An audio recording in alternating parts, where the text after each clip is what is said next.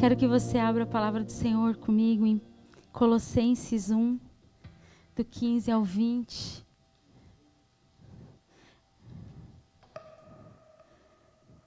A palavra do Senhor diz em Colossenses 1 assim.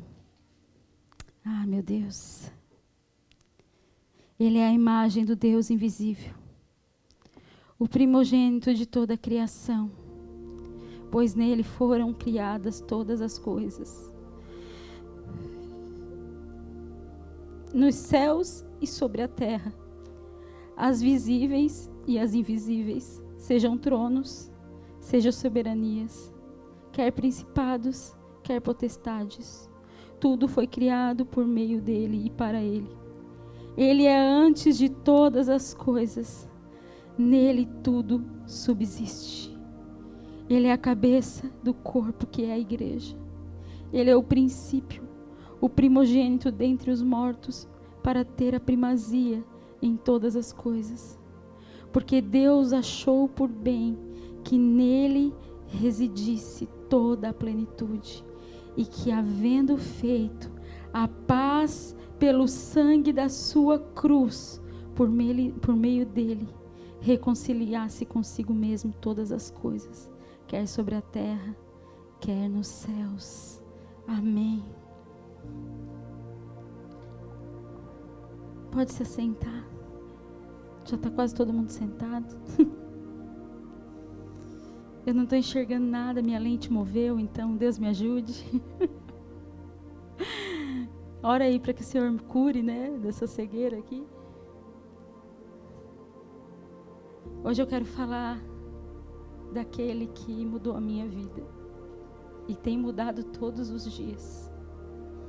Quero contar para vocês um pouco da minha experiência que eu tenho tido com o meu Senhor, o meu Jesus. Talvez o que eu fale aqui você já ouviu, não seja nada novo, mas eu acredito no Deus que revela os corações, que muda as mentes, que transforma. Então, ainda bem que o pastor já falou isso antes, não dependa de mim. Foque no Espírito, foque no Jesus. É dele que a gente vai falar hoje, é dele que a gente está falando desde a hora que chegou aqui. É ele, é tudo por ele. É tudo para ele, tudo por meio dele, Jesus. De uns 6 meses para cá, mais ou menos, eu tenho percebido que algo mudou no meu coração a respeito de Jesus. De uns 6 meses para cá, o Jesus que eu já conhecia, ele tomou uma forma diferente no meu coração. É como que se algumas escamas daquilo que eu já tinha aprendido a respeito de Jesus, elas caíram e o Senhor começou a me mostrar o Jesus da Bíblia, o Jesus da palavra. Não só o Jesus que eu ouvi os outros falar, mas o Jesus pessoal, aquele, o meu Jesus, o Senhor, o Rei dos Reis, o Senhor dos Senhores, o Jesus, eu não tenho outra palavra para dizer, o Jesus, porque eu não sei se você sabe, mas muitas vezes nós podemos conhecer Jesus através das pessoas, e é um Jesus criado por pessoas, que não é o Jesus da Bíblia, que não é o Jesus que se assenta no trono à direita de Deus Pai. É um Jesus criado, às vezes, à nossa imagem, à nossa semelhança e não o contrário. E o Senhor, ele começou a limpar a minha visão. Começou a fazer enxergar um Deus, uau, tão lindo. Um Deus tão maravilhoso, um Deus tão bondoso, de forma diferente. Eu sempre amei Jesus. Mas Jesus começou a se revelar com a plenitude de tudo que Ele é. De Gênesis a Apocalipse. Antes de tudo ser criado, até tudo ser consumado na terra e para toda a eternidade. É Ele. É sempre Ele. Ele é o centro de todas as coisas. E começou a ecoar algo dentro do meu coração, como que um grito, que está lá em Colossenses 3:11, que diz assim: Cristo é tudo em todos. Cristo é tudo em todos. desde Gênesis a Apocalipse. Cristo é tudo em todos. Eu quero te pedir para fazer só uma coisa hoje. Coloca a tua mão na tua cabeça agora, por favor. E ora assim comigo: Senhor Jesus, abre o meu entendimento hoje. Eu não quero ver homens. Eu quero te ver, Jesus. Eu quero te ver, Jesus. O Jesus real. O Jesus verdadeiro. O Jesus da palavra. O Verbo vivo. O Senhor dos senhores. O Rei dos reis. O dono de tudo. Me mostra, Jesus, quem tu és. Abre o meu entendimento. Amém. Que Jesus possa fazer isso conosco hoje. Quando eu estava observando as escrituras, eu comecei a ficar doida. Ontem o pastor recebeu várias mensagens minhas, que eu comecei a ficar doida. E aí algumas coisas eu não sabia, e a gente pede ajuda aos universitários, tá, gente? A gente pede ajuda aos universitários. Quando a gente não sabe, a gente tem que recorrer. E eu comecei a fritar a minha cabeça.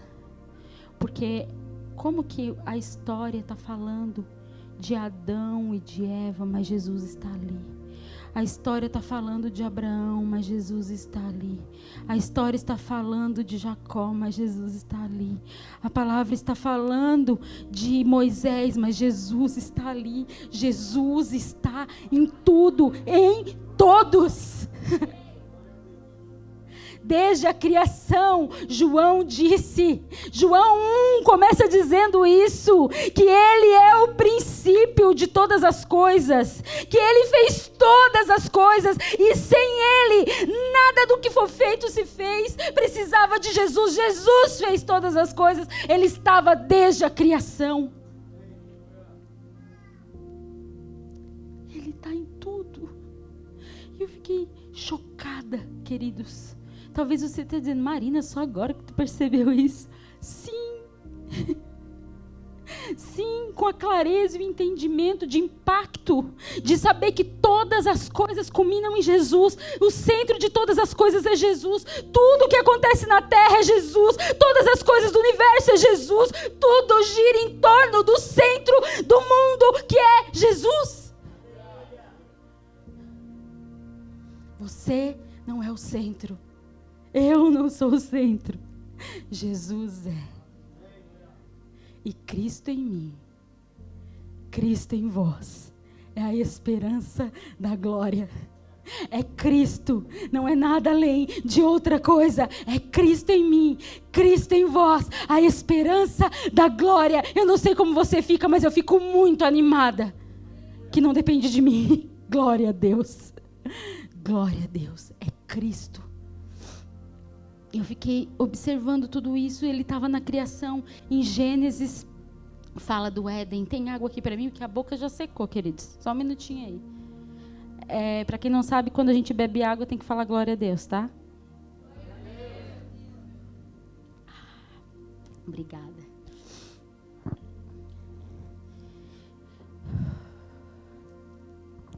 Ele estava na criação, quando nós fomos criados. Quando nós todos fomos criados, ele estava lá, no façamos nós. Façamos nós. Façamos. Era o Pai, era o Filho e era o Espírito. Jesus estava nesse lugar. Quando nós olhamos no Éden, quando o homem pecou, e ali um animal foi morto, sangue foi derramado para cobrir o pecado de Adão e Eva. E uma roupa foi feita para cobrir o pecado. Ali já era um apontamento. O Cordeiro de Deus, que tira o pecado do mundo. O Cordeiro de Deus virá, derramará o seu sangue e tirará o pecado do mundo. Tudo aponta para Ele. Ele estava na profecia. Quando Deus falou para Satanás, a serpente: ele esmagará a sua cabeça. Ele esmagará a sua cabeça. E você machucará o calcanhar. Estava falando da cruz. que me salvou e te salvou. Porque Ele venceu a morte. Cristo estava ali. Cristo estava ali. Se você começar a olhar, eu tive que parar, queridos, porque senão eu não ia sair daqui hoje falando para você onde Cristo está, porque Ele está em absolutamente toda a palavra de Deus. Quando nós olhamos em Abraão, quando Melquisedeque, o pastor já pregou sobre isso, mas eu vou falar de novo para refrescar sua memória, talvez você nunca ouviu. Quando Abraão vence aquela batalha em Sidim, e Melquisedeque se apresenta a ele, e ele se apresenta como rei de Salém. Melquisedeque representa rei de justiça, e rei de Salém é rei de paz.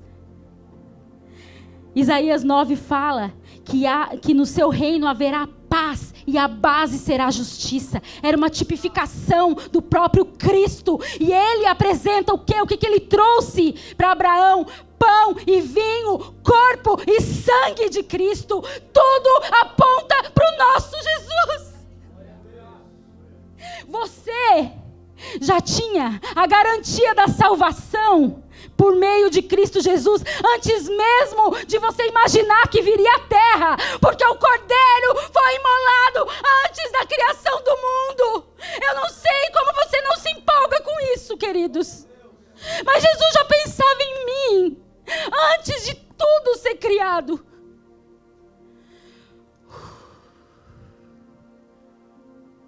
Ele pensava em mim. Tem até uma música, né? Ele pensava em ti, Ele pensava em nós, Ele pensava em todos nós. E segue, gente. E segue essa coisa de deixar a gente pirado na palavra de Deus. Que coisa mais maravilhosa. Quando Jesus aparece com mais 2 anjos em uma teofania para Abraão. Isso eu estava só em Gênesis, tá? Não consegui, acho que foi até Êxodo só, porque eu disse, não vai dar mais, porque senão... Trazendo uma profecia do Isaac, o filho da promessa. O filho da promessa. E depois, o filho da promessa é levado para o sacrifício. O filho do amor de Abraão é levado para o sacrifício. Você conhece a história. Só que quando chega lá, Abraão diz, Deus proverá para si um cordeiro. E de fato, Deus proveu para si o cordeiro santo de Deus. O cordeiro que foi morto, mas ressuscitou. O Cordeiro que vive e reina. O nosso Jesus reina. O nosso Jesus vive. O amor do nosso coração reina absoluto sobre tudo e sobre todos. Ele venceu a morte. Deus. Jacó luta com o próprio Jesus. E sabe o que ele diz? O meu nome foi mudado para Israel. Porque não tem como ter um encontro com Jesus e não ser transformado. E aí ele diz assim, vi Deus face a face. E minha vida foi salva. Ele é a salvação.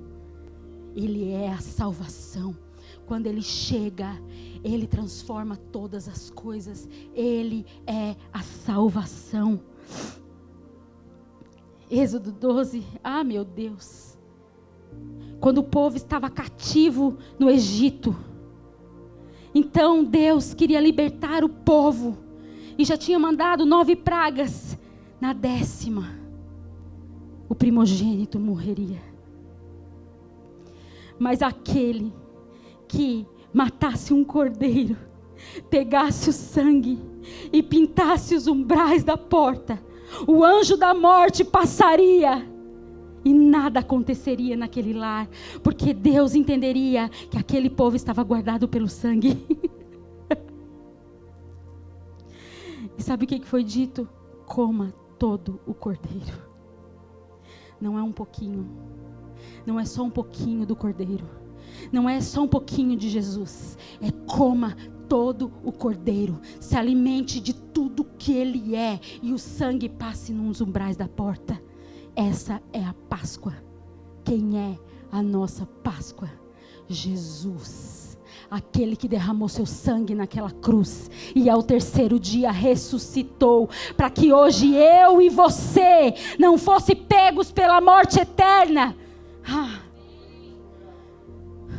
Você está entendendo isso? Faz assim para mim, ó.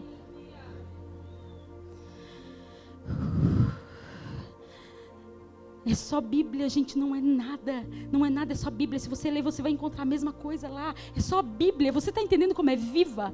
Como ela é poderosa? Como ela é transformadora? É Bíblia, é a palavra de Deus. A gente tem que se alimentar disso daqui. É só a palavra. Não tem mais nada. Aí eu pulei para Ruth, porque senão não ia mais dar conta. E aí me aparece Boaz, o remidor. Você conhece a história de Ruth? Boaz, na prefiguração de Jesus como nosso remidor, nosso resgatador. Ele está em tudo e em todos. De Gênesis a Apocalipse e por toda a eternidade. Ele está em tudo e Ele está em todos. Aí vem 1 Samuel e começa a história de Davi. Jesus é a raiz de Davi. Meu Deus, em tudo, em todos. Os profetas profetizaram sobre ele. Isaías, Jeremias, Ezequiel, Daniel, Ageu. Tem mais, né? Zacarias, não falei? Amós.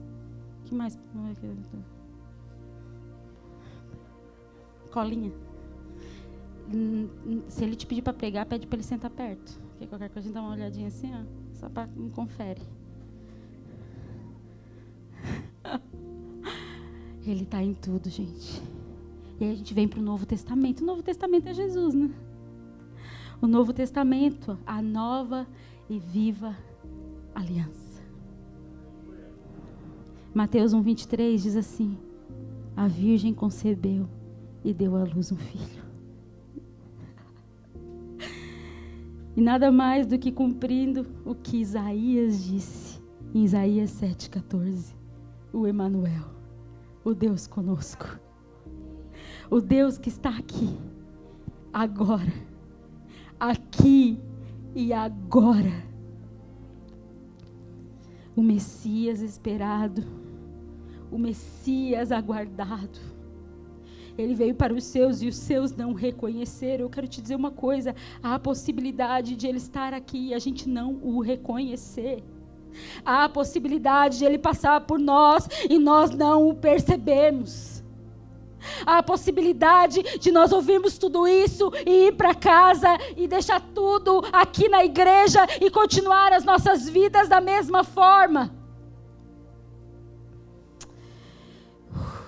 Ele é tudo em todos. Ele é soberano sobre tudo e sobre todos. Não se importe com as coisas dessa terra. Eu te digo mais uma vez, não se importe com as coisas dessa terra. Reinos vêm e reinos vão. E Ele continua reinando absoluto sobre todos os reinos, sobre todas as coisas. Daniel 2 fala sobre isso. Tem uma estátua representando os reinos dessa terra: cabeça de ouro, peito e braços de prata, ventre e coxa de bronze, pernas de barro, pé como de barro e ferro, representando os reinos poderosos dessa terra. Mas de repente, diga de repente, uma pedra foi tirada da montanha sem o auxílio de mãos humanas e bateu nessa estátua que representava os reinos e destruiu todos eles. Sabe quem é essa pedra? Jesus. Jesus sobre tudo e sobre todos. Jesus em tudo e em todos. Reinando absoluto. Reinos vêm e vão. E Ele continua triunfando sobre tudo e sobre todos. Porque ninguém pode subsisti-lo. É Ele. Para sempre, Ele. Reinando absoluto. Ai, queridos.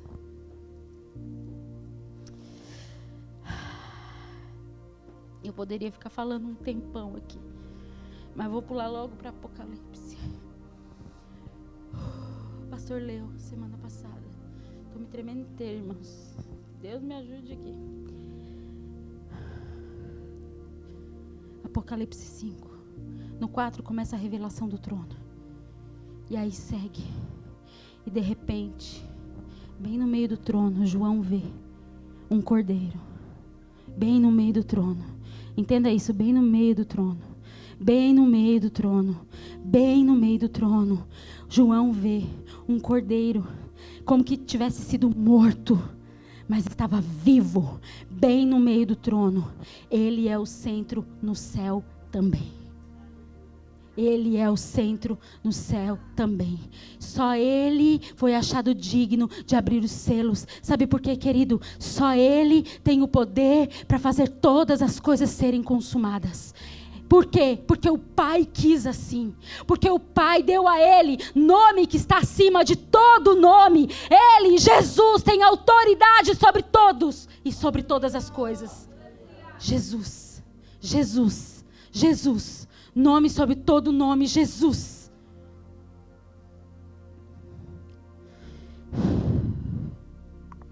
E como que eu sei se Jesus está sendo o centro da minha vida? Porque eu não posso olhar Deus caminhando por toda a história com Jesus absoluto sobre tudo e não trazer isso para a minha vida pessoal. Eu preciso trazer isso para a minha vida pessoal. Deixa eu te dizer uma coisa. Deus está preparando uma noiva. Você é a noiva. Você tem esse entendimento que você vai casar com Jesus ou não? Eu vejo homens dizendo, não, eu não sou noiva não. Você é noiva sim. Porque é simbolismo. Você vai casar com Jesus. E ame isso. Ame isso. Ame isso. Porque o nosso casamento com Ele garantirá a nossa entrada eterna no seu reino. Ah, meu Deus. Você tem um entendimento, queridos, que Jesus pegou o seu Filho Santo, puro, Filho do seu amor. Ele enviou para a terra.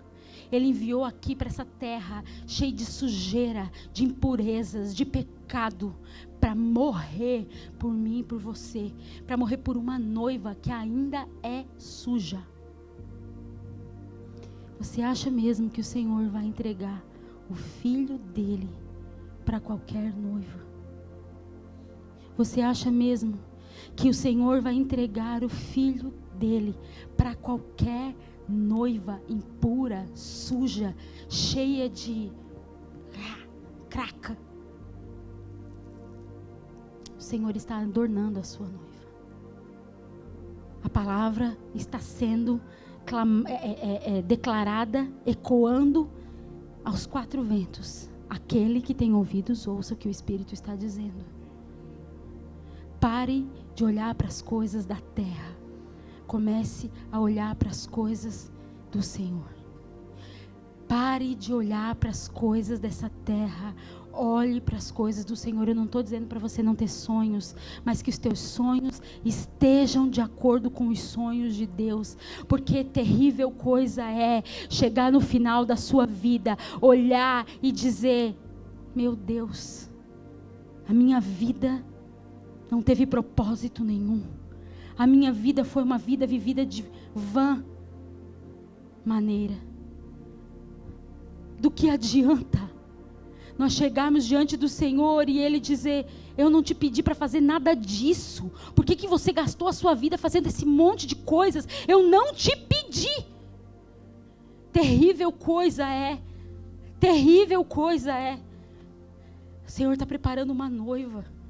Uma noiva adornada, pura, santa, limpa. João 3:29 diz assim, ó, a noiva é senão do noivo. Era um outro contexto. João ali estava falando para os discípulos que importava que ele crescesse, ele diminuísse, que o Senhor crescesse e ele diminuísse, porque estava uma coisa ali de briga de discípulos. E aí ele disse isso. A noiva é senão do noivo.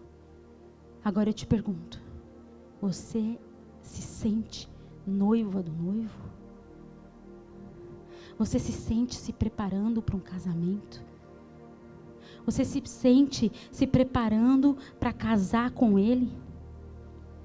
Você se sente na preparação de uma grande celebração, de um casamento, onde você estará eternamente com ele? Faça essa pergunta para você mesmo, querido. Nós precisamos fazer isso.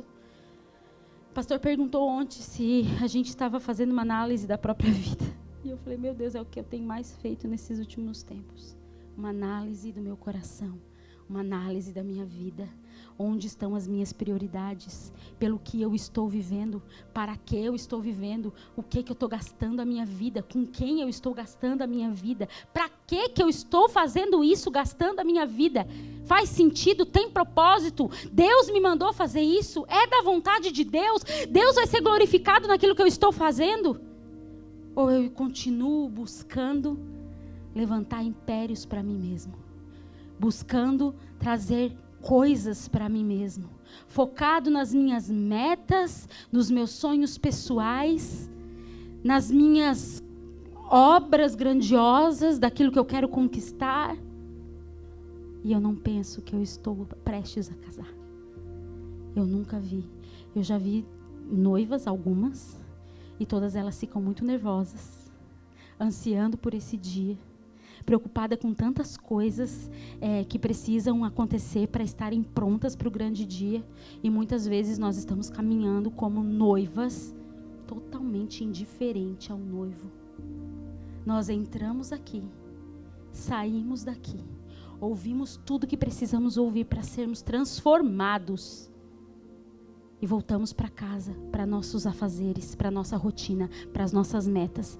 E nelas nada contém um casamento com Cristo. Eu lembro que quando a Joyce, eu lembrei de ti quando estava fazendo a palavra. A Joyce ia casar com o amado Diógenes. E eu fui com ela, né, para a gente comprar o vestido dela. E foi muito legal, porque depois disso, o que aconteceu? Joyce só tomava suco verde e água. E nós dizíamos, menina, vai comer? Tu vai dizer, não, eu preciso perder uns pezinhos para entrar no vestido. Gente, Deus falou tanto comigo quando eu lembrei disso. Eu acho que a gente precisa perder algumas coisas para poder entrar no vestido de noiva. Eu acho que nós estamos precisando perder algumas coisas para poder entrar nesse vestido de noiva. E eu quero ler contigo Filipenses 3. Olha o que Paulo diz aqui, me arrebentou o coração. Paulo não era qualquer pessoa. Paulo era um homem letrado. Paulo era um homem de posição. Paulo era um homem de status. Paulo era um homem reconhecido. Tanto que nós amamos ele porque ele foi excelente como um mestre da lei, como também um apóstolo de Cristo. Em tudo que ele fazia, ele era excelente. Mas olha o que ele diz. Ai, Jesus, me ajuda a enxergar, Pai. Mas o que para mim era lucro, isso considerei perda por causa de Cristo. Na verdade, considero tudo como perda, por causa da sublimidade do conhecimento de Cristo Jesus, meu Senhor. Por causa dele, perdi todas as coisas e as considero como lixo para ganhar a Cristo e ser achado nele. Não tenho justiça própria, que procede da lei, mas aquele que é mediante a fé em Cristo. A justiça que procede de Deus, baseada na fé. O que eu quero é conhecer Cristo e o poder da sua ressurreição, tomar parte nos seus sofrimentos e me tornar como Ele na sua morte, para que, de algum modo, possa alcançar a ressurreição dentre os mortos. Ele diz assim, ó: por causa dele, eu perdi todas as coisas. Por causa dele, eu perdi todas as coisas. Eu presumo que se nós não estamos perdendo nada, talvez é porque nós não estamos conhecendo o verdadeiro Cristo. Desculpa, queridos, mas se nós não estamos perdendo nada, é porque talvez nós não estejamos conhecendo o verdadeiro Cristo. E quando eu falo em perder, eu não estou falando de coisas aqui dessa terra, que talvez seja necessário se for para ganhar o seu coração. Mas eu estou falando, sabe o quê? Do orgulho, da mentira, da inveja, da soberba, da arrogância, da maledicência, da maldade, de tudo aquilo que te impede, pecado, da pornografia. O que tem te impedido? A imoralidade, as palavras torpes, palavrão, boca suja, mentirosa, profana, a falta de caráter, pessoas que são enganadoras. Se você não está perdendo nada, talvez você não esteja conhecendo o verdadeiro Cristo, porque Ele disse que eu perdi tudo. Esse foi o preço para conhecê-lo. E, sinceramente, quanto mais eu conheço, eu considero tudo como lixo. Quanto mais eu o conheço, quanto mais Cristo se revela diante dos meus olhos, mais eu olho para as coisas e considero como lixo. As coisas dessa terra são lixo quando comparadas a Ele. Esse é o Cristo que se revela verdadeiramente. Mas sabe qual é o problema? Que muitas vezes nós fazemos igual não, totalmente diferente. Mateus 6,6 fala do homem da mão mirrada. Gente, eu achava que a minha palavra ia durar 20 minutos, misericórdia. Do homem da mão mirrada. Ali havia uma confusão, porque os fariseus queriam ver se Jesus ia ou não ia curar aquele homem, porque era sábado. E ele chama o homem, coloca no centro e diz: estenda a sua mão. E ele cura a mão do homem da mão mirrada. Sabe qual é o nosso problema? Jesus me dizia: sabe qual é o problema, filha? É que muitas vezes as pessoas entram e saem. E quando eu digo estenda a sua mão, ao invés de elas mostrarem a mão doente, elas mostram a mão sarada. Cinismo, mentira. Você pode enganar qualquer pessoa, você não engana Deus. Mostre a mão doente, mostre as suas cracas, as suas nojeiras e diga: Senhor, aqui estou eu, pobre homem miserável, dependente de Ti. Me cura, Senhor, porque eu sou um mentiroso. Me cura, Senhor, porque eu sou um traste nojento, falo coisas que não deveria, sou invejoso, sou arrogante, sou soberbo, me acho, por causa da minha sabedoria humana. Limpa, Senhor. Mostre a mão doente. Pare de mostrar a mão bonita, porque o Senhor, a gente pode enganar todo mundo, mas o Senhor a gente não engana. Ele está vendo todas as coisas. Tudo isso faz parte da limpeza. Tamiri estava falando aqui, um rio poderoso passa nesse lugar hoje. Um rio poderoso. Já começa aí, trazendo no seu coração aquilo que toma conta da sua vida e que ainda te afasta de Deus. Ou seja lá, preguiça, sei lá o que for, não sei. Cada um tem os seus, né? Eu tenho as minhas mazelas e eu falo: Senhor, vem aqui me tirar desse lugar. Todos nós temos, todos nós. Mas não seja cínico de chegar diante de Deus como se você fosse santo, santo, santo. A quarta pessoa da Trindade. Não deu, né? Da quatrindade. Ninguém entendeu nada. É? Inteligente. Ele espera que sejamos verdadeiros, porque Ele habita na verdade. Ele espera que nós preguemos a verdade e vivamos a verdade. Olha o que diz 2 Timóteo 4, 14.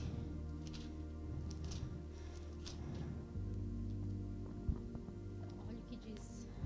Perdão, não é 14, acho que é do 1 ao 4. É. Diante de Deus. Olha isso aqui. Diante de Deus e de Cristo Jesus, que há de julgar vivos e mortos, pela sua manifestação e pelo seu reino, peço a você, com insistência, que pregue a palavra. Insista, quer seja oportuno, quer não seja.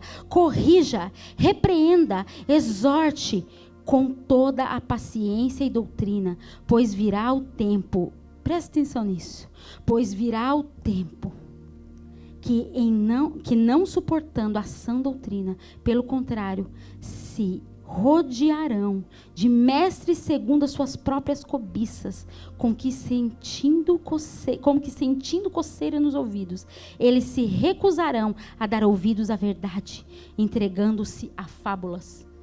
Ei, aproveita que a verdade está sendo pregada e você tem liberdade.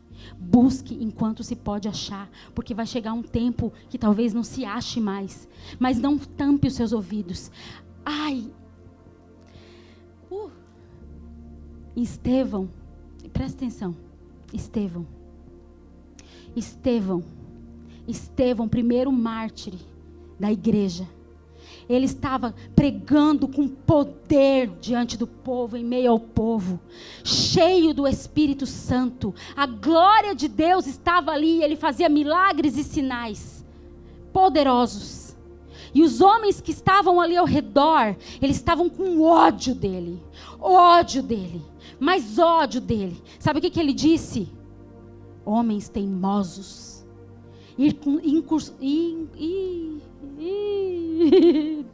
incircuncisos de coração e de ouvidos, não aceitam a sã doutrina da comichão. Quando a verdade chega, as pessoas querem correr dela. Por quê? Porque não querem ser transformadas, porque elas não querem ser mudadas, porque elas não aceitam a sã doutrina. Não seja uma dessas pessoas que entra aqui, ouve a verdade, sai e continua nas mesmas práticas. Sabe o que aconteceu? Quando Cristo se revelou, meu Deus, essa passagem é muito forte. Está lá em Estevão 7. Não, Estevão não, está Atos 7. Não existe Estevão na Bíblia, tá? Misericórdia, Jesus. Você que está aí online, é Atos 7. Ele faz ali toda a sua defesa. É para vocês acordar, gente, porque vocês estão dormindo. Olha. O que era mesmo? Estevão 7. Não! Meu Deus!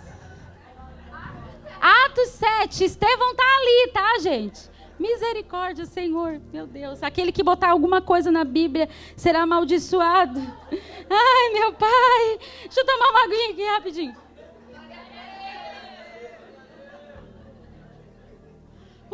Atos 7. Em nome de Jesus. Ele declara, diante daquele povo, com ódio dele,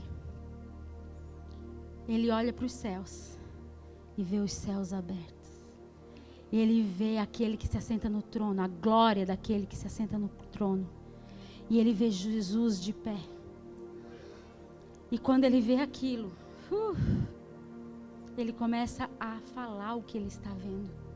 E o que mais me chocou é que aqueles homens, eles rangiam os dentes e eles tapavam os ouvidos. A Bíblia está falando aqui, eles tapavam os ouvidos para não ouvir a verdade da revelação do Cristo.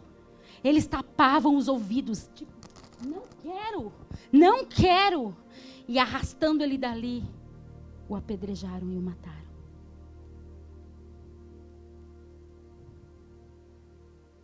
Não feche os ouvidos para a verdade de Deus.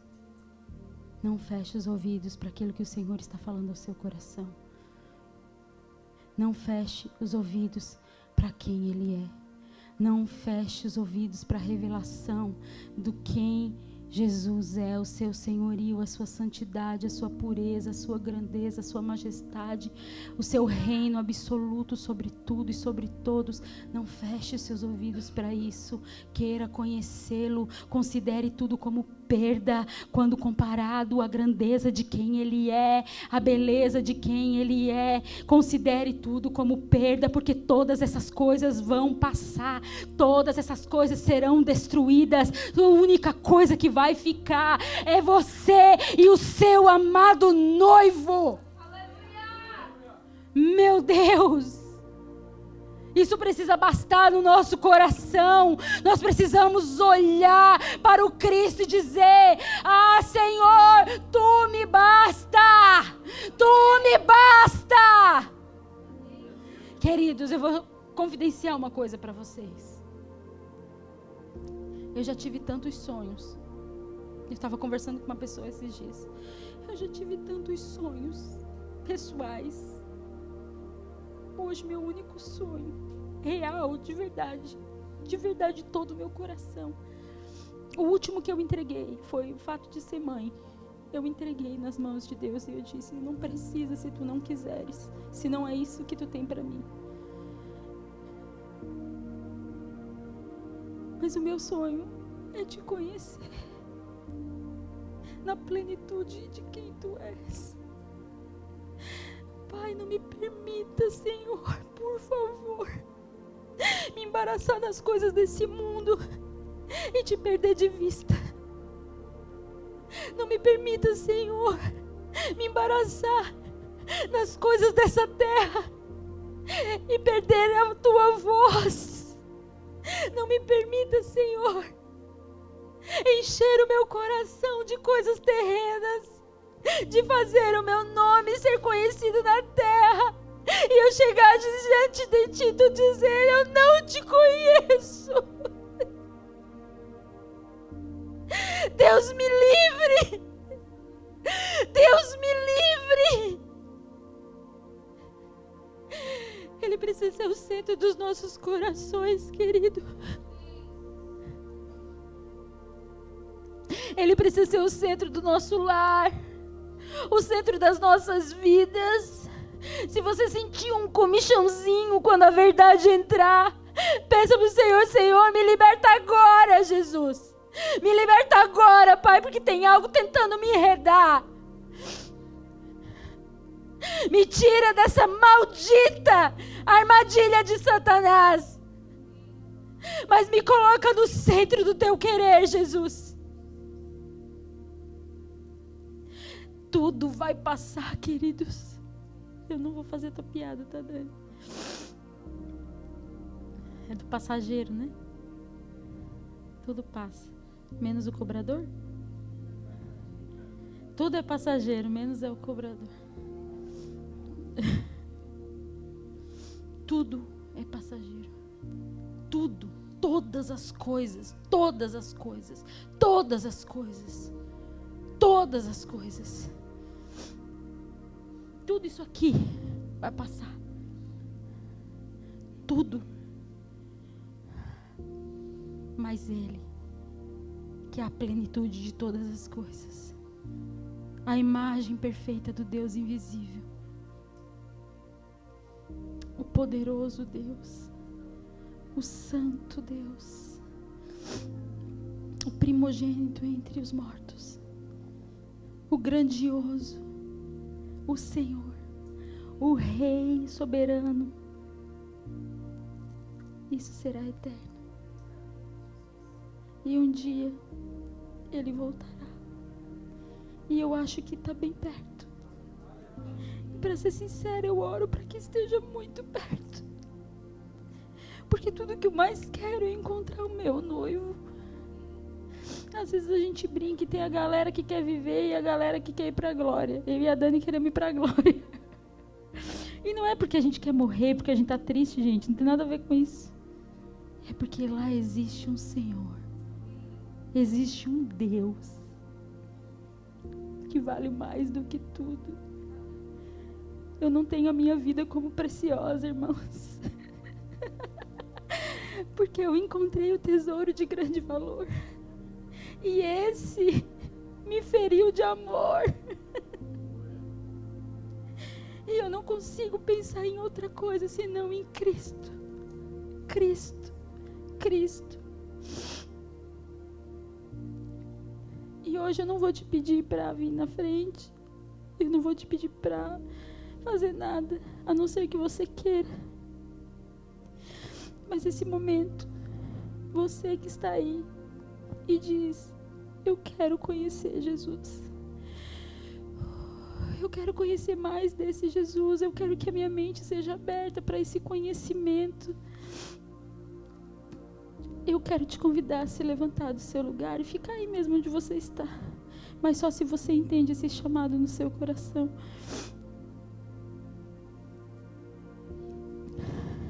Se você diz assim para si mesmo: Jesus, eu preciso te conhecer mais, porque eu ainda estou tão apegada às coisas dessa terra, eu acho que algo precisa ser transformado dentro de mim. Não se levante se você não sente isso, por favor, querido. Porque isso é uma resposta diante de Deus. E quando nós respondemos algo, o Senhor responde algo de volta. Todo mundo levantou, então espero que tá bom, né?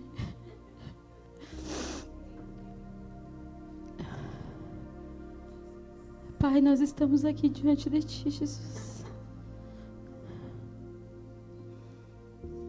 para declarar o nosso amor por Ti, Pai. Para que naquele dia nós possamos ser achadas fiéis, Senhor.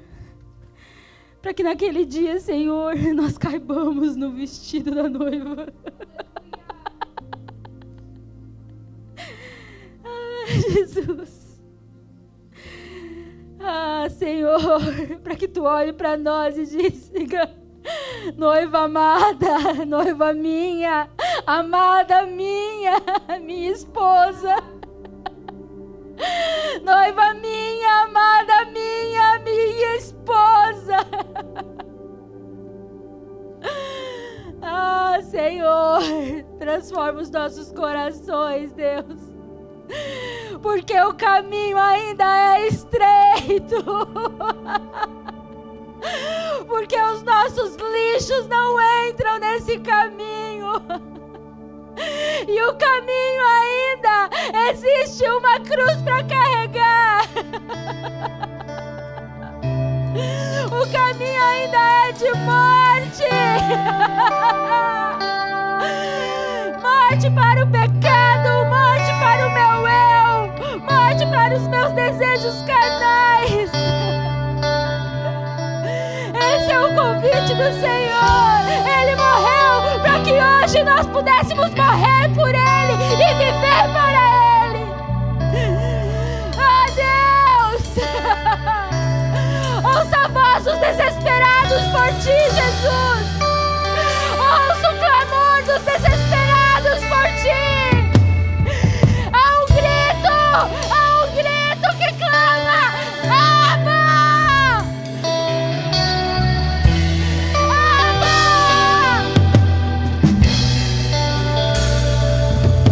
Mostra-nos o Filho!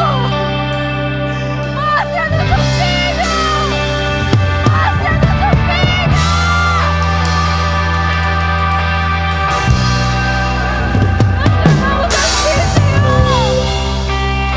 Nós clamamos a Ti, Senhor! Salmos 2 disse: beije o Filho, para que a ira do Senhor não venha sobre você. Beije o Filho, beije o Filho, beije o Filho.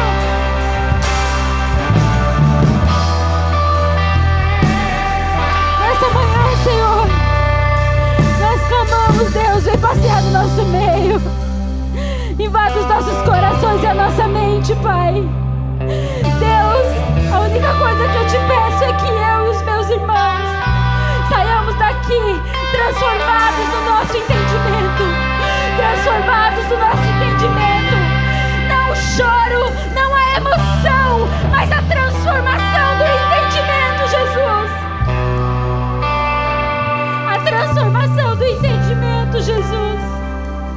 que naquele dia nós possamos ser achados fiéis por Ti. É o que eu oro, Senhor. Yeshua, Yeshua, declare isso, querido. Declare